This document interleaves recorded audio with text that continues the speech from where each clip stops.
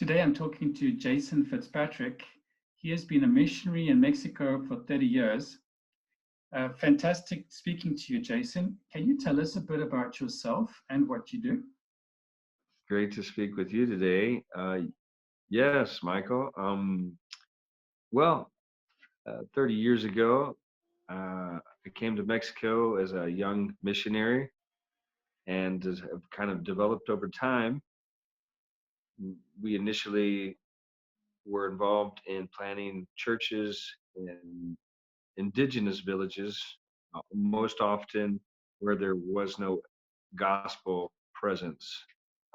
There was Roman Catholicism, but as far as evangelical type presence, that was not there was no presence of that nature. So I began going with missionaries. I began learning Spanish and began eating the native food. Began learning the different customs, what to do, when not to do, and that sort of thing, and began to develop my theological knowledge as well. It's so funny that at times I would go to the States, and because I was at the title missionary, they would put me on a big stage. I remember teaching on, talking on stages of 1,000 member churches or 5,000 member churches. Now, I'm not going to say that I really knew what I was doing at the time. I was a young missionary, and it takes time to develop knowledge and understanding of things. So I would just speak of how I saw things at the moment, and so over time, I kind of developed different ways of thinking. So yeah, so that's what I basically do. So I planted the churches in Veracruz, in the state of Hidalgo. It's in their states in Mexico. So yes, so that's basically what I did up until about 12 years ago. I was in my room praying. I guess what happened was I woke up really early at like 4 a.m. and I sat up on the side of my bed. So I'm sitting in this. We had a pretty nice house that we were renting. It was off of a lake in these now nice, beautiful mountains. But we live in a very beautiful area. So I'm sitting right there, and I have a panoramic view of a lake. And a voice came to me and said, "You are no longer under the law, but you are under grace." And that's just what happened. That's the first thing that came to my mind at 4 a.m. And so my mind was blank. I was just waking up. I was going to think about going to get a coffee or something. And that's what entered in my mind. So I was thinking, am I getting rebuked? Am I is what's going on with this? Why I've heard that, I've heard this basic statement, I read the Bible, I teach. I've heard that for many years, but this came to me as like a rebuke in the morning at 4 a.m. So I said, I must be still under the law in some way or another. Like, you know, something's up with this. And so I felt like there was some sort of transition at that moment in my life that I had just not, I just hadn't dealt with. So I go over to my desk, I sit down, and yeah, this might be a bit controversial, but I opened up, um, I began to look into the concept of law, grace, that sort of thing. And I came across a little quote by a writer named Irenaeus. Okay, so Irenaeus, he's a he was a writer in the second century. He was like a pastor, it was like it was just like consulting with a pastor, but back 2,000 years ago. Okay, so this writing said that the Jews are under the law, and so they are compelled to tithe and that sort of thing. But we, being Christians, we have laid down our lives for one another, and so we put all of ourselves, you know, in community with one another, as the widow giving her two mites. So that might not be a very big deal to some people, but to me, that was a big deal because I had this concept of like, hey, we go to church, we give 10%, and we go back home. So after that day, my life, that little brother Arrhenius, a brother that wrote some little letter back in the day about ideas that we find in the book of Acts, you know, it really made Acts come alive at that moment. Like, wait a minute, they thought that Acts was still alive. You know what I'm saying? They thought the book of Acts had not died. It was like, what, just experiment.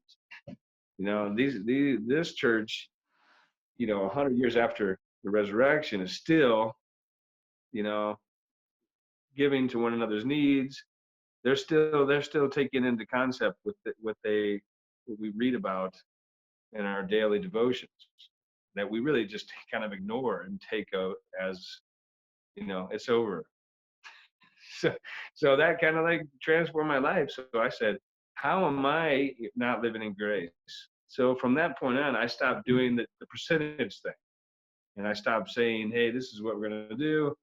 You know what I'm saying? No. And I started really looking at loving God and loving my neighbor as myself and not really getting into the different deals. So it was before it was me and I had my nice truck and I had my nice family and it was me and it was them. And I would go and I would give money to them, because I felt bad and I lived my own deal. But from that point on, it was us. You know what I'm saying? So that's why it kind of changed. So I said, you know what? I'm going to live differently. This is my economy. I'm going to try to be biblical. And, I'm going to be New Testament about this thing, and I'm going to try to live according to that and see what happens. So in my mind, I'm thinking, if I take my resources and I invest it into the widows and the orphans and the little boys and girls that are being human trafficked, less people are going to get saved. But that's not what happened. That's not what happened. What happened was I began to help the widows and the orphans and use my resources, and I began to live a more minimalistic lifestyle. Me, I've been to sacrifice and lay down my lives for the brothers. And that didn't minimize the amount of people getting saved or saying the prayer or getting baptized. Actually incremented the whole nature of the thing.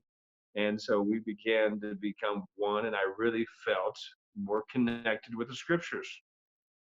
I really felt like things started making sense. Whereas before it didn't, it was all hybrid. It was all weird. It was all, it wasn't really connected. It wasn't making sense for me as a person because I'm kind of like a straight up dude. I'm like, look, it says it right there. What's up, and I found people that I connected with that I kind of, I'm saying I found concepts or theology that kind of, resonated more with the way it seemed like it was, even though it wasn't convenient for me.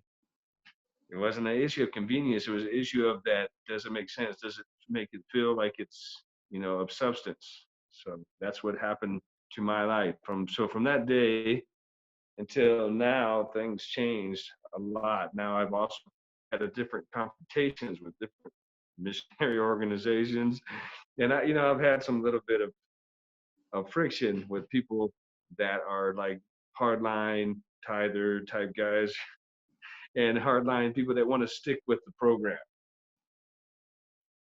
So, my program is living out, what they would call the koinonia or the fellowship of the saints. So that's basically what I try to teach and live, practice with the people now. The people have to, in order to be in fellowship with others, there's certain guidelines, I guess you can say, they're laid out in the scriptures as well. Okay, so uh, you have the easy parts, and then you have the maturity parts and the leadership parts and different ideas that you have to live out. So yeah, I have to teach and provide people with the know-how and that sort of thing in order to be a community and to not be deceived, not to be pulled in by those that want to abuse of our good nature. So there's the good fuzzy side, and then there's The other side is you always have to live in discipline and that sort of thing. So those come with experience and maturity and leadership. You have to be, in order for us to be leaders, we have to be strong and know when to say yes or no and that sort of thing. So yes, so that's basically how it would happen about me, myself. And so now, um, my wife began a children's home, and she began taking in children that were in the local area that had been abused. The first two that she took in, one was 12, one was 13, and they were both pregnant. They had been abused. And so from there, it kind of sparked an awareness, and we started seeing more and more of this. And most people, they kind of go about their lives and they really don't, they mind their own business. But we started getting involved in looking for these types of situations. And so, that has been both a blessing. That has also been a thing of conflict because we get in ourselves in situations where it's kind of dangerous, I guess you could say. So we've dealt with different groups and different people, but we still maintain course, and Nicole has been able to rescue hundreds of boys and girls from human trafficking, from sexual abuse mainly, physical abuse, and we have about 40 children right now. I'm on the children's home right now in the mountains of Puebla. It's called Sierra Norte. So we built a community here. It's about 6 acres, 2.5 hectares, and it has dorms and kitchen, bathrooms, showers, a school for elementary and kindergarten, and we send the children off of the property for the middle school and the high school. We're fixing to start sending them to tech schools in another city and that's in the other city where I'm talking about. I'm building a rehab center. That's basically what I work with. I work with addiction recovery.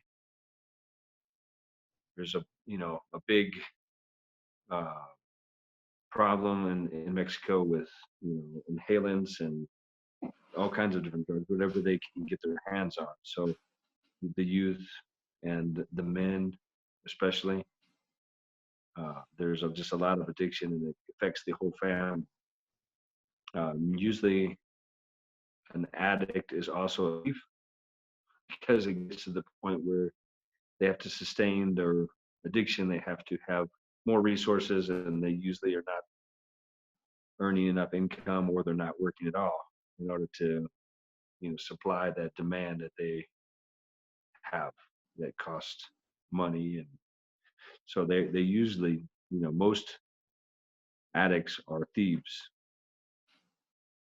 so you have to deal with those types of issues whenever you're trying to help the youth and the men, that sort of thing. So yeah, I mainly work with the rehab. So we have a rehab that has anywhere from 40 to 60 men at any given point in Tulancingo, because sometimes they come and go, and then some of them stay there for 4 to 6 months. It's kind of like a residence type thing where they go in there. The community has really high walls. We tried it before with the open door, but most of them just ran off whenever they became desperate. So we try to reinitiate their habits in a 4 to 6 month period, and we have a pretty good success rate. And I'm trying to work and improve the curriculum, the regime that we have, and that sort of thing. So that's mainly what I'm doing. So that's what.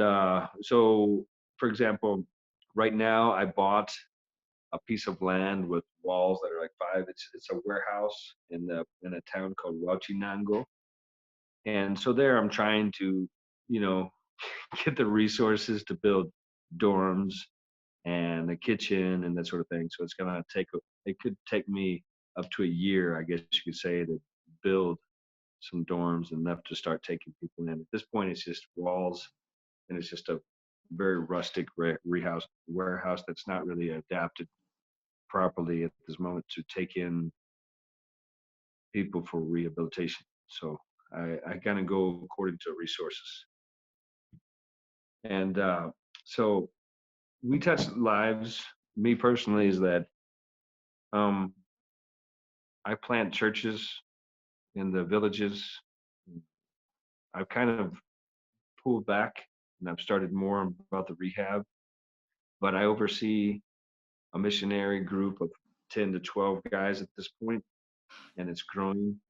And so now they plant the churches because the deal is that I would plant the church and then I would say, hey, I'm going to put somebody else in my spot. And they said, no, no, no, we want you.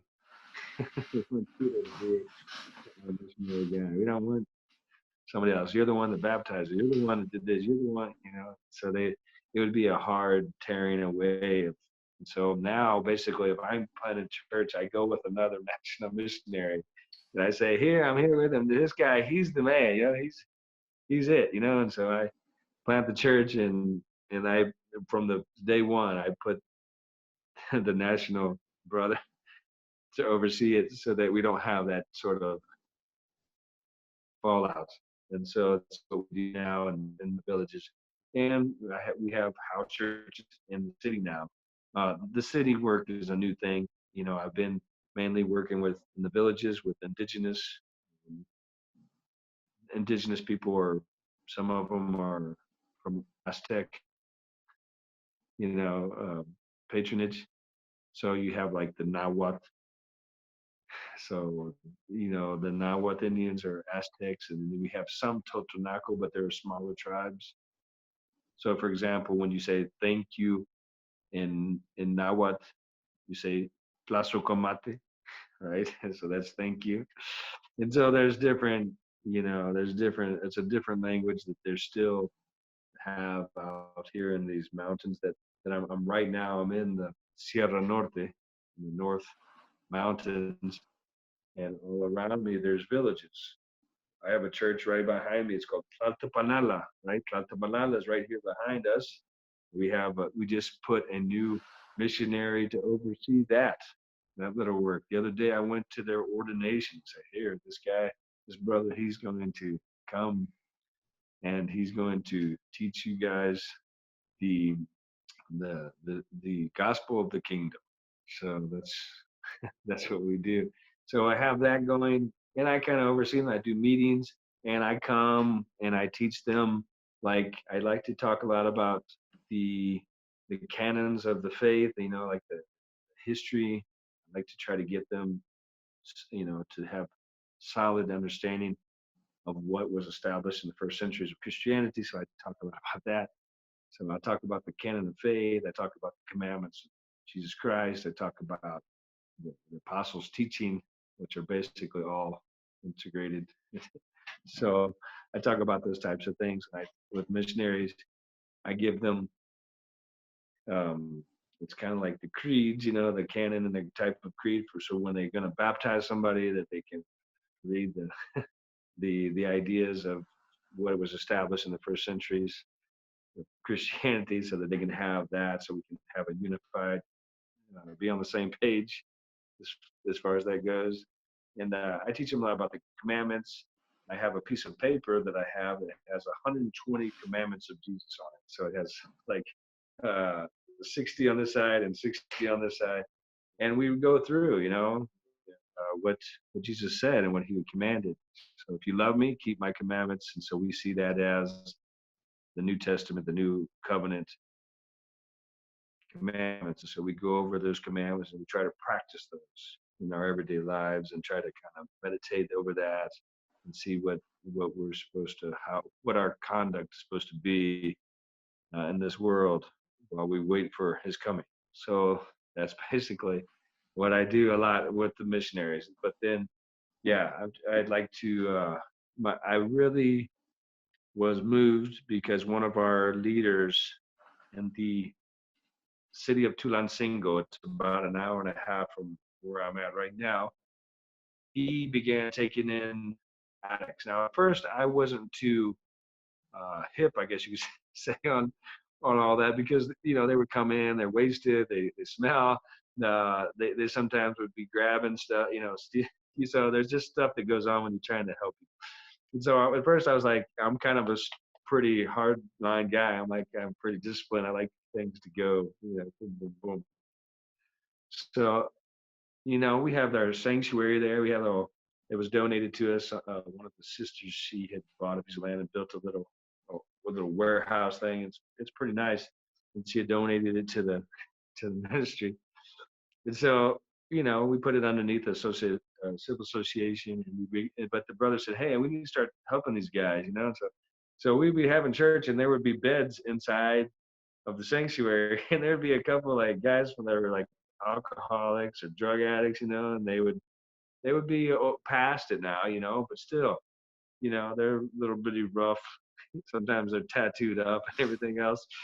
So he began doing that. So I go, okay, if that's what God's, touching you, I said, I need to back you, I need to help you out. So we started building dorms at the back of behind the sanctuary. We started, investing in some dorms, and we built like 5 or 6 dorms back there, bathrooms and that sort of thing. So we started taking in more. Before you know it, we had like 50 guys back there, because it's like, I mean, it's moving.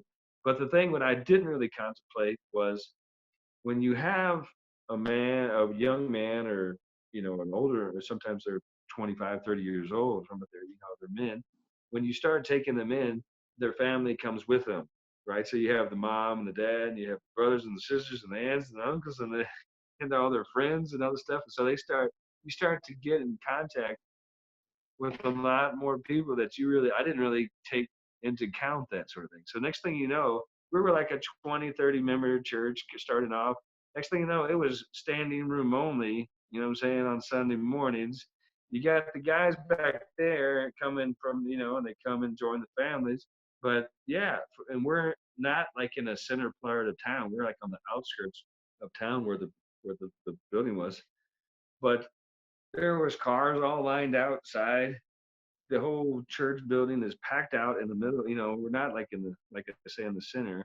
So I was like, yeah, I'm kind of liking this. And so like the whole thing of, traffic, as far as good traffic, really took place in this particular area. And so I was able to start planning small house churches, and with those families that they had marriage issues, they had issues with their children, they had issues with just different areas, and I was able to minister to that as well, and plan, there's just lots of things that kind of come along with that. So I really felt like that was a good thing, and that's what I work on now. And so, and there was a lot of participation on the part of the people, the families.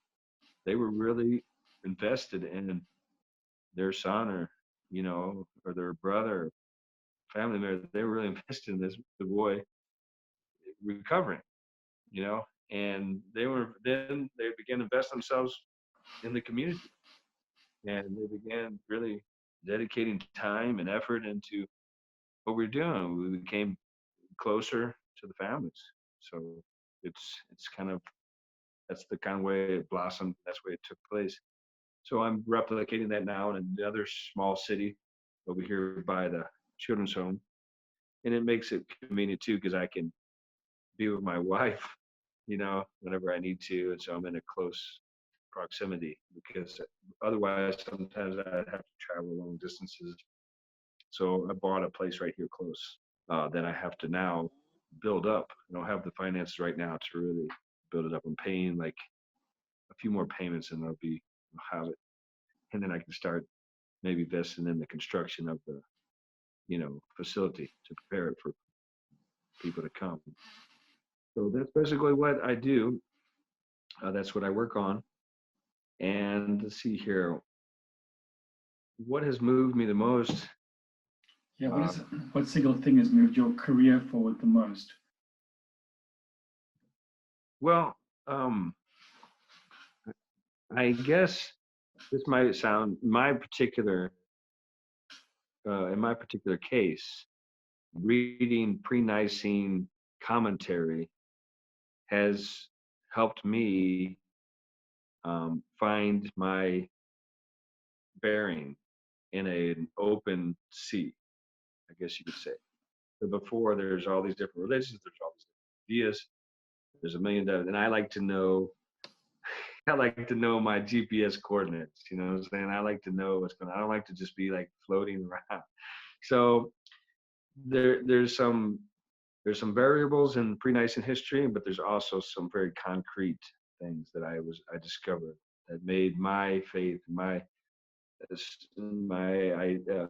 concept of what the church is, what kingdom is, what what it means to be a citizen, and those types of things. What is the teachings? What is the teachings of the apostles? What are the commandments? What are the non-negotiables and what are the variables?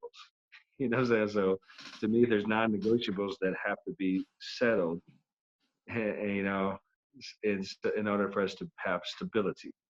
If there's no non-negotiables, then it's just que sera, sera. So I had to know like that sort of thing.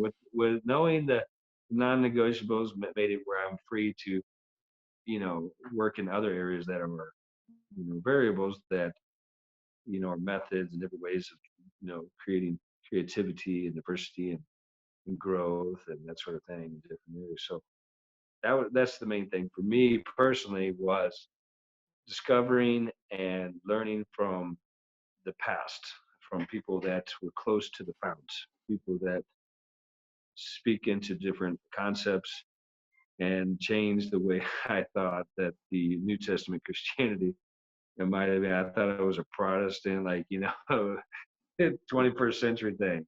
You know what I'm saying? I thought, that's just the way it was. But I again began to see something that there was absolutes, there was things that were established back then that create like, pillars. And with that, I was able to construct more of the walls and the sort of thing, and the different things that I feel are necessary. So yeah, for me, that was really important. Just because I see people like they change based off of their circumstances. They change based off of, one day they're saying this, the next day they're saying that. It's all based off not really the non-negotiables. They don't have any non-negotiable. They just kind of based off of whatever is convenient or whatever comes by, whatever the new thing or whatever comes up, they just kind of go with that. And that's not, and we need to solidify our faith. We need to contend for the faith once given. So knowing some of those things, that was to me something that moved me, something that solidified me. So yeah, that's just my personal experience. That thing is something that really moved me and had changed the course at a particular time towards to where I'm at now. And So would you say that the same thing has moved your relationship with God forward the most when you speak to Him? yes, well, at one time I thought it was just me and I prayed, but then now I find that I find God in other people as well. So it's love God and love your neighbor. And so it was once me, myself, and me, my Bible and God, and then the other thing was just kind of like missed. But now it's like to me, the whole idea of, Jesus said, I was hungry, I was thirsty. So like the least of these is is Jesus, I guess you could say, and he's put himself in that spiritual concept. I was hungry, I was thirsty. What do you mean you was hungry? I was talking to Juan, I was talking to, Mary, I was talking to, I was talking to Jesus, I'm talking to Jesus and that person. So what I'm saying is that I had the individualistic American, you know, I guess I could say American, where everybody's individualistic sometimes, not everybody. The idea of that I capitalize for me, and so to me, the idea of, yeah, I pray, but I'm also see God whenever in other people around me and that sort of thing. So I think it's both a vertical and horizontal. It's a cross. So to me, I see more of that than just me, my Bible, and God. So Interesting. now it's me, it's God, it's God and us, God and our neighbors, our brothers and sisters, and our Bible. Interesting. Interesting journey, interesting life story. And my final question is, how can people help you touch the lives of others? Yes, we are connected with an organization called Mountain Gateway. So they have if anybody would want to donate, or if anybody would like to come maybe work with us, that would be great. I mean, so we're all open to anything that builds the kingdom, anything that makes things move forward, that has growth, kingdom growth. Uh, we're involved in all sort of things. We're involved in like missions in the mountains. We're involved in house churches, and we're involved in rehab. We're involved in rescuing children from human trafficking. We're involved pretty much in anything that you could probably think of. We have somebody that's working with it, and so the needs are massive. I mean, I go as far as I can with the resources are available. I teach English so that I can even invest even a little bit more into the ministries and that sort of thing. And I do whatever I can to try to keep this thing moving forward and to produce more growth. So yeah, so whatever however, whatever means God is leading somebody, then you can certainly accommodate. And what is the website that people can contact you on? Okay, so the easiest thing to say would be mountaingateway.org is the one for like donations and stuff like that. They have like a push pay thing on there. But for my wife's, uh, it's the Village Global, villageglobal.com.mx.